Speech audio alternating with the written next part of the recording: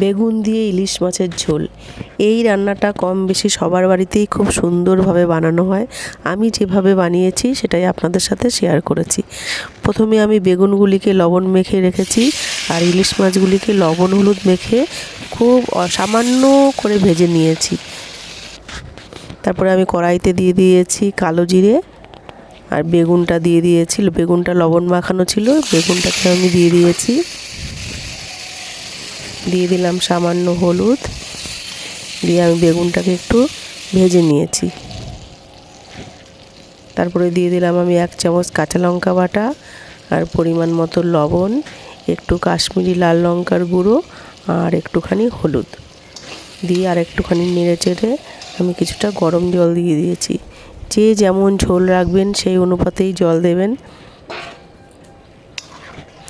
ঝোলটা একটু ফুটে উঠলে আমি মাছগুলিকে ঢেলে দিলাম।